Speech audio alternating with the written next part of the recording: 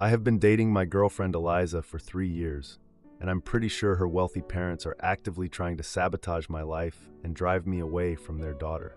We moved to a rural mountain area about 8 months ago so Eliza could pursue her doctorate in anthropology at the only university within a 100-mile radius. It's isolated out here, but I was supportive because this program is perfect for her research. I left my stable marketing job in the city to work remotely as a consultant for a sustainable tourism company. The job requires occasional travel to meet clients, but otherwise lets me work from our cabin in the woods. Before I continue, I want to be clear that I absolutely adore Eliza. She's brilliant, kind, and genuinely the love of my life. We rarely fight and have always supported each other's career goals. The only real source of tension in our relationship has been her parents. Eliza's education is completely funded by her wealthy parents, the Caldwells. They pay for her tuition, housing, and everything else. Despite Eliza being 28, they maintain financial control over nearly every aspect of her life. At first, I thought they were just being generous parents, but I've started to notice a pattern of interference. The Caldwells come from a conservative background where family loyalty is paramount, and they've never been particularly warm to me. They've always made comments about how Eliza could be dating someone more established, or how my job is just a stepping stone to something real. They're never outright hostile, just subtly undermining. About 2 months after we moved, they gifted me a car. I was reluctant to accept it, but there is no public transportation out here, and Eliza needs our other car to commute to the university. The catch? They kept the car in their name for insurance purposes. I should have seen the red flags then, but I was grateful to have transportation in such a remote area. Last week, I had a job interview that required flying to another state. The Caldwells live near the major airport, so I stayed with them the night before my flight. Mrs. Caldwell was being weirdly nice, offering to help organize my luggage while I took a shower. I didn't think much of it at the time. The next morning at the airport, TSA pulled me aside after scanning my carry-on. The agent pulled out a small pocket knife and stared at me. I looked at this knife I'd never seen before.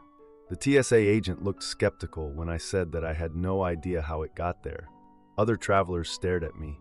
"Ma'am, carrying prohibited items through security is a serious offense," the agent said. Luckily, they just confiscated the knife and gave me a warning after searching the rest of my bag thoroughly, but I nearly missed my flight. The whole time I kept thinking about Mrs. Caldwell helping with my luggage. It seemed crazy to think she would plant a knife, but I couldn't figure out any other explanation. I don't own a pocket knife, have never carried one, and am careful about packing for flights. When I called Eliza that evening to tell her what happened, she suggested we call her parents to ask if they had noticed the knife while I was packing. I reluctantly agreed to a three-way call. Mrs. Caldwell's tone was off. Instead of expressing surprise about the knife, she said, "Oh dear, you could have gotten in serious trouble," in a knowing voice. Then Mr. Caldwell quickly changed the subject to ask about my job interview, making a comment about how these startups are so unstable. The thing is, I never mentioned it was a startup, because it's not. I'd only told Eliza it was a tourism company, not a startup.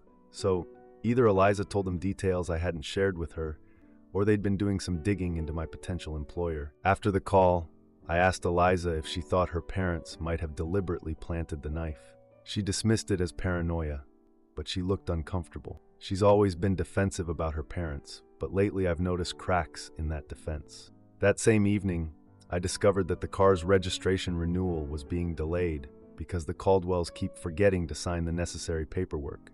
This means I can't legally drive the car now, stranding me at our cabin whenever Eliza is at the university. When I called Mr. Caldwell about it, he kept saying he'd get to it soon, but had more pressing matters to attend to. What's more pressing than making sure someone can legally drive?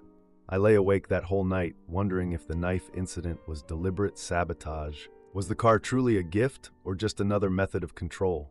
Am I being paranoid, or are Eliza's parents actively trying to isolate me and potentially break us up? The next day brought even more weirdness. While cleaning the car, I found a small black box hidden under the dashboard, a tracking device. Not even well hidden, just tucked up there.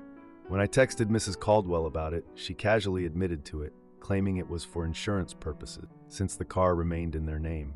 I showed Eliza, who looked horrified, but then said maybe they were just being overprotective. Meanwhile, the job offer I interviewed for is now on hold pending a background check. My contact there seemed hesitant when I called to check on the status, eventually admitting they'd received a call expressing concerns about my reliability and legal history. I don't have a legal history. I've never even had a speeding ticket. When I pressed for details, they mentioned something about an incident with airport security and how they couldn't take risks with employees who would be representing them to clients. The only way anyone would know about the TSA incident is if the Caldwells had told them. I hadn't posted about it online or told anyone except Eliza and her parents. When I showed Eliza the email about my rescinded job offer, she finally seemed to connect the dots. She admitted her parents had expressed concerns that my new job would take me away from her studies. They had even suggested to her that some relationships don't survive doctoral programs, and that maybe she should focus on her work rather than trying to maintain a relationship during such an important time. She looked ashamed telling me this. I'm at a complete loss. Eliza acknowledges her parents may be trying to separate us, but she's asked me to be patient until she finishes her program and can be financially independent. That could be years from now. She's been applying for grants to free herself financially, but in the meantime, I'm effectively stranded in the middle of nowhere with no transportation, dwindling job prospects, and in-laws who seem determined to ruin my life. My anxiety is very high, just thinking about what else they might do to sabotage me. I feel trapped in this rural area with no transportation and increasingly limited job prospect. What would you do in my position? Now for the first update. Wow, I did not expect my post about my girlfriend's parents to blow up like that. RIP my inbox, seriously. After reading through hundreds of comments and taking some time to process everything, I'm finally ready to share what's happened since. It's been about a week since the knife incident at the airport, and things have gotten significantly worse with the Caldwells. Surprise, surprise. For those who told me to check the car for tracking devices, you were absolutely right. I wish you hadn't been, but here we are. Last weekend, I was cleaning out the car they gifted me, trying to get my mind off everything that had happened. I was vacuuming under the dashboard when I noticed something that didn't belong there. A small black box. It wasn't hidden, just attached with Velcro strips. At first, I thought it might be something the dealership installed, but after a quick Google search of the model number, it was definitely a GPS tracker. I took photos of it before removing it, documenting exactly where and how it was installed. Several of you mentioned documenting everything in your comments, and that advice has been invaluable. Thank you, internet strangers, for having more foresight than me. I sat there in the driveway for nearly 20 minutes just staring at this black box in my hand, feeling violated in a way I can't really describe. Against my better judgment, I decided to text Mrs. Caldwell directly about it. I sent her a photo with a simple question. Did you install this in the car? I expected denial or gaslighting, but what I got was almost worse. She responded almost immediately with, "Oh, that! Yes, it's just for insurance purposes since the car is still in our name. Nothing to worry about, dear. Nothing to worry about." The casual way she admitted to it. They've been monitoring my every move for months. I waited until Eliza got home from the university that evening before confronting her about it. I set the tracker on our kitchen table and watched her pick it up. She didn't look shocked. Confused at first, yes, but then her expression changed to resignation. That's when she dropped the bombshell. "They've always tracked me too," she said quietly. Apparently, they've been monitoring her movements since high school. First with family location sharing apps that she couldn't opt out of, then with hidden trackers in her personal items during college. She talked about it like it was just a slightly annoying thing parents do. It's not normal, as many of you pointed out in the comments. I asked her point blank if she thought her parents planted the knife in my luggage. She wouldn't look me in the eye, just kept fidgeting with her bracelet. She said they would never do something illegal, but honestly, things got heated when I pointed out that secretly tracking someone might also be illegal.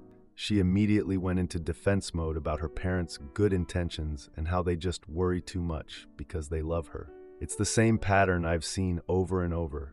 Any criticism of her parents, no matter how justified, triggers this immediate protective response from her.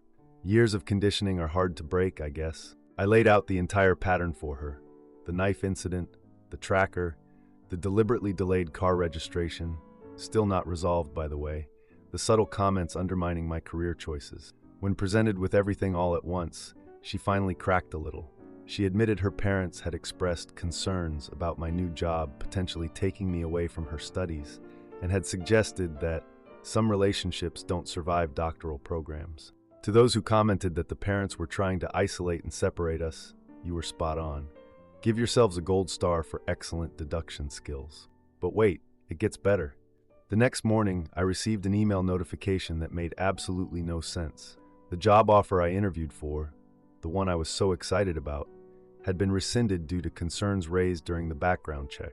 I have a spotless record, not even a parking ticket. After 3 phone calls, my contact at the company finally told me they'd received a call expressing concerns about my reliability and legal history. The caller had specifically mentioned an incident with airport security and suggested I might be a liability for a company whose employees travel frequently to represent them. There's only one way anyone could have known about the TSA incident: the Caldwells. Remember how Mr. Caldwell asked about my interview with that startup, even though I never mentioned it was a startup?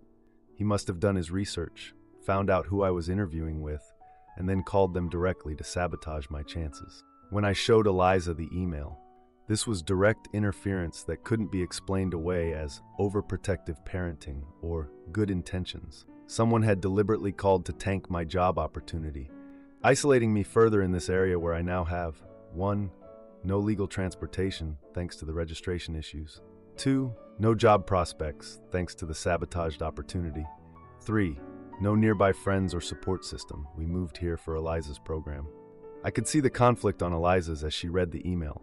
Her parents have financially supported her entire life, paid for private school, college, now her doctoral program. They cover her tuition, our housing, her car, everything. She knows it. To the commenters who suggested financial abuse, your comments helped me put a name to what's happening. Thank you for that perspective. After a conversation, Eliza finally acknowledged that her parents might be actively trying to separate us, but she's asked me to be patient until she finishes her program and can be financially independent. That could be years from now. She says she's been secretly applying for grants to free herself financially, but research grants are competitive and there's no guarantee.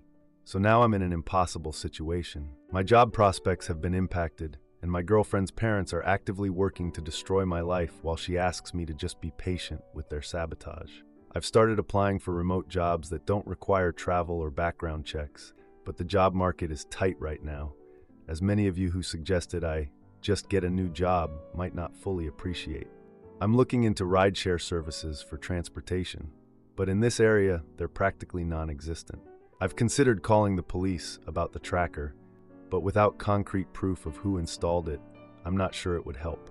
The worst part is when I bring these things up to Eliza. She's been gaslit by her parents for so long that she struggles to see how abnormal their behavior is. When your entire life has been controlled by manipulation, I guess that becomes your normal. Edit. Forgot to mention that I've started keeping a detailed log of every incident with timestamps, photos, and screenshots, as several commenters suggested. Thank you for the advice. I'm also recording all phone calls with the Caldwells now. My state has one-party consent laws. If this escalates further, I want to have documentation of everything. I know many of you said I should just break up with Eliza and move back to the city, but it's not that simple. Relationships rarely are. I love her, and I can see she's a victim in this too. The Caldwells have spent decades using their control tactic. Breaking free from that kind of manipulation isn't easy, especially when your financial stability depends on the manipulators. I'll keep you all updated on what happens next as this situation continues to unfold. Thank you all for the support, validation, and advice. It's helped me feel less alone in all this. Sometimes it takes strangers on the internet to help you see when something isn't right. Now for the second update. Update 2.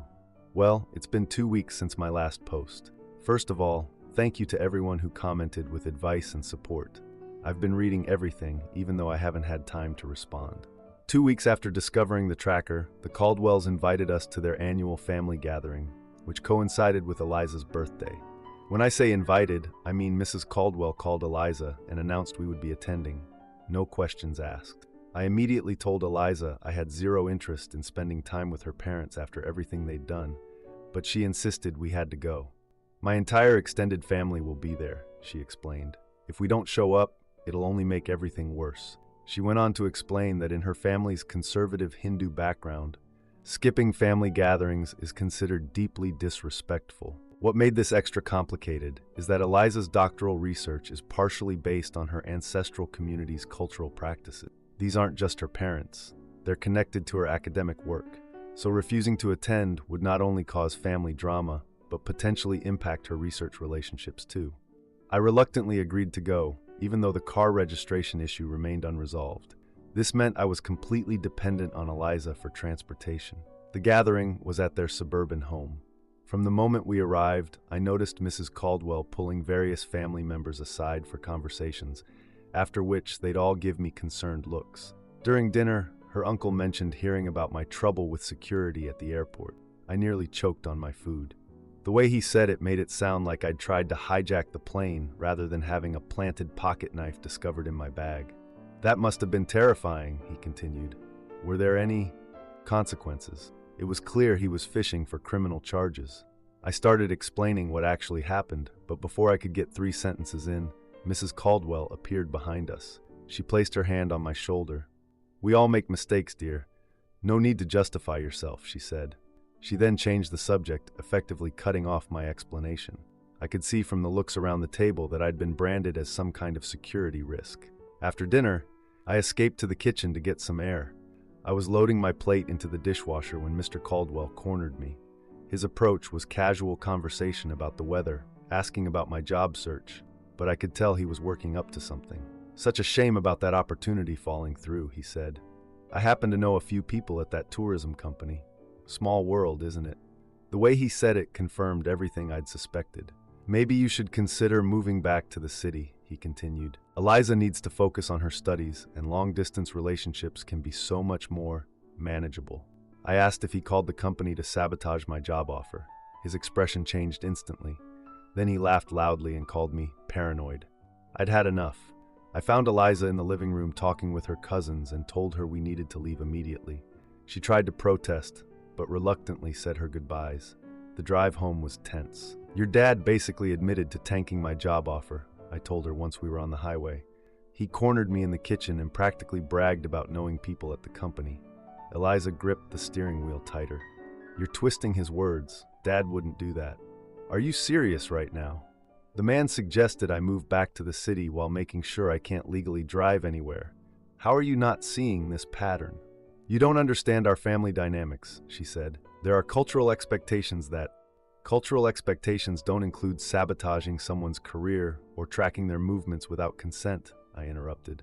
By the time we got home, we were both exhausted from arguing in circles. Eliza admitted her parents had previously driven away 2 of her close friends during undergrad because they were distractions from her studies.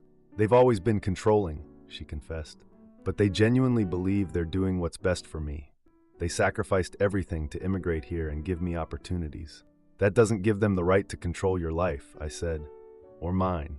Eliza revealed she's been secretly applying for grants to free herself from financial dependence. She thinks she can secure funding within 6 months, which would allow her to cut financial ties with her parents. "Just give me some time," she pleaded. "I'm trying to fix this without destroying my relationship with my family." We reached an uneasy truce that night, both too emotionally drained to continue fighting. I was starting to feel like maybe we had a plan forward when my phone buzzed with a text from an unknown number. "Stop poisoning Eliza against her family if you know what's good for you." I showed Eliza the message, and she didn't try to make excuses. "That's my cousin Raj's number. He's always been very close with my parents." To clarify something many people asked about in the comments, yes, I've documented everything. I've kept screenshots of the text, photos of the tracking device, and I've started recording my conversations with the Caldwells when possible. I'm not sure what I'll do with all this evidence yet, but having it makes me feel slightly less crazy when Eliza starts doubting my perspective. I know many of you will say I should just leave this relationship, and trust me, the thought has crossed my mind. But Eliza is a victim in this too. Years of conditioning and cultural pressure have normalized her parents' behavior. Plus, there's the practical issue that I'm currently stranded in a rural area with no car, limited job prospects, and dwindling savings. I'm looking into resources for financial independence. I've also contacted a lawyer about the car situation, trying to figure out if there's any way to force the registration issue since I have texts from Mrs. Caldwell confirming it was intended as a gift. At this point, I'm just taking it day by day and trying to figure out if this relationship is salvageable once the Caldwell's financial control is removed. I'll update again when there's more to share. Now for the final update. Final update. The Caldwell saga is finally over, and I still can't believe how it all went down.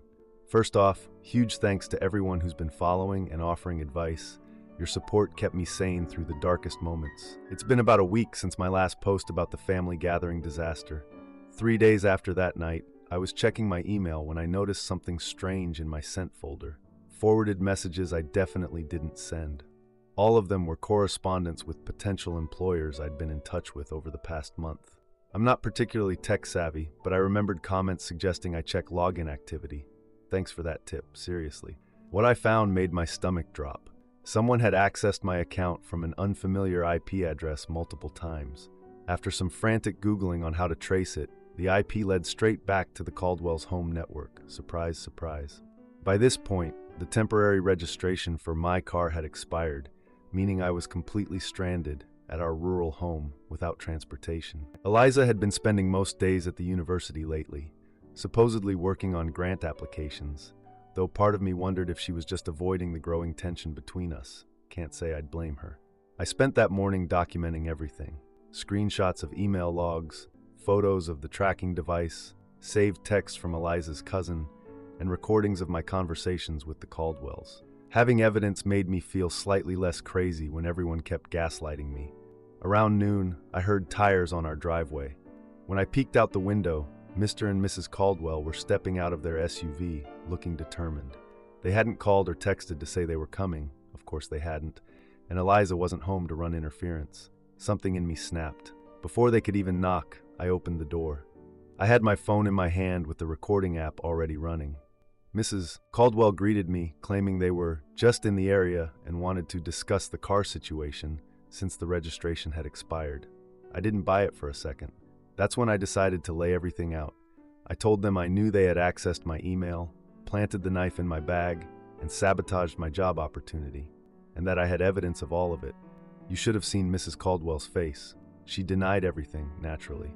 Mr. Caldwell went straight to offensive mode, suggesting my paranoid accusations were exactly why they were concerned about my relationship with their daughter. I pulled out my laptop and showed them the email access logs with their IP address highlighted. Mr. Caldwell stammered something about how they were just making sure Eliza's partner was stable and that they had Eliza's best interests at heart. Then I mentioned that I was recording our conversation. The look they exchanged was priceless. Mrs. Caldwell completely changed tactics. She offered to start fresh with a new car fully in my name.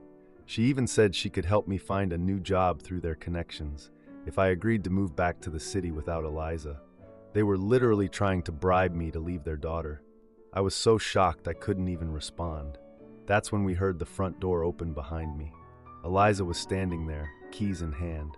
None of us had heard her car pull up, probably because we were all too busy with our confrontation. The silence that followed was the most uncomfortable moment of my life. Eliza looked from her parents to me and back again, clearly trying to process what she'd just walked in on. Later, she told me she'd come home early because her mother had sent her a cryptic text saying they needed to handle the situation, apparently their code for dealing with me. What happened next still feels surreal. Eliza told them to leave, not just leave our house, but leave us alone. Then she dropped her own bomb. She'd been awarded an independent research grant she'd applied for months ago.